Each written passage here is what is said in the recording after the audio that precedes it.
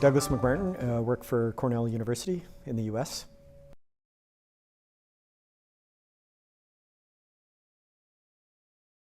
Presented this morning on state of science of geoengineering research.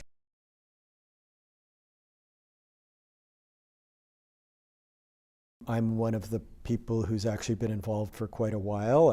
There was a meeting at NASA Ames in 2006. So over that time, I've actually kind of touched a little bit on everything, but my background originally is in engineering. So I mostly do climate modeling. How do you think about designing this? What are the, how do things depend on scenario? How do things depend on the strategy? How do things depend on uncertainties? That sort of thing.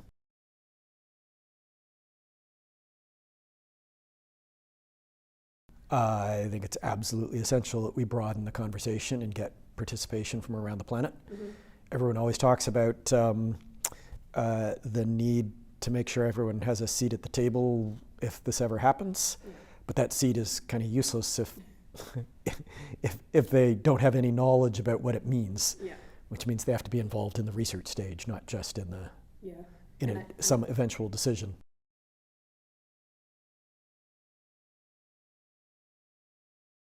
I guess I would point to two things. One is we don't really have the capacity internationally to support good decisions, so the whole governance side. And then on the research side, if you sat down and tried to write an IPCC style report on this today, you couldn't get very far because we haven't done our homework. We don't have broadly agreed scenarios. We don't have participation from a few dozen models, and we simply don't have the body of literature, say, doing a comparative risk of what happens under SRM, what happens without SRM. How does that depend on how much cooling you're doing, et cetera, et cetera, et cetera.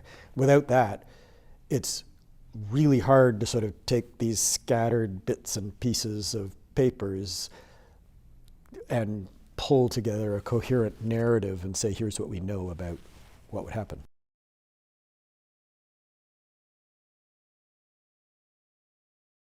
So I'm not personally an expert on governance, other than to observe that nobody really has a good clue of how we would go about making decisions in this space. I do think we need, I would almost precede some of that with doing a better job of understanding what some of the risks and some of the concerns are.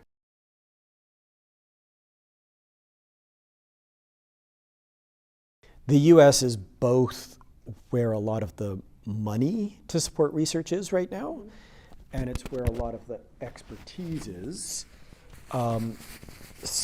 Both of those are likely to be true going forward as well, right? It's a lot easier for me to get computer time and run climate model simulations, but it shouldn't be me purely being the one deciding what simulations get run. So I can certainly make those simulations available to everybody, but there ought to be some broader process in agreeing on things like scenarios that say these are the important things to be looking at.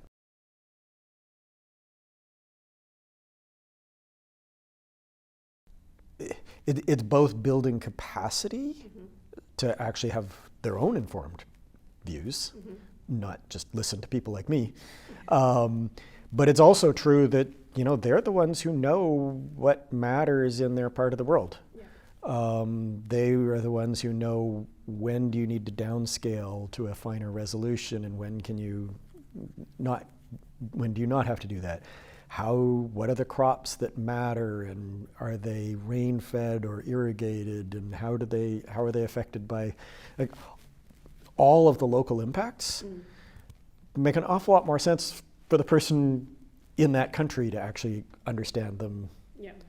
It's fine for me to go run a climate model, but stratospheric aerosols are stratospheric aerosols, right? If there's a question about understanding aerosol microphysics, you don't it doesn't really matter where that research gets done, but as soon as you talk about impacts, it matters. And if you talk about the other end, like what scenarios and what political risks are we concerned about, those are also global questions.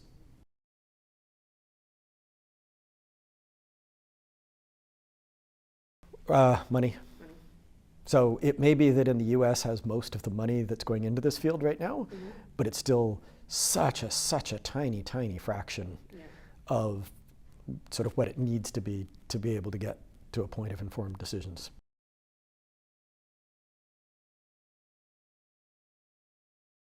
I think so. I think more and more people are realizing that, well, we're not going to stay below 1.5 degrees. That ship has sailed. Quite honestly, I'd be pretty. I would hope that we stay below 2 degrees, but even that, I would say, reality is we're just not on a pathway to do that. And I think more people are realizing that, and more people are sort of getting the fact that, even if you think this is a horrible topic and nobody should ever consider doing it, somebody else might disagree with you. It's going to get discussed internationally sometime, and we better get the information so that we can support that.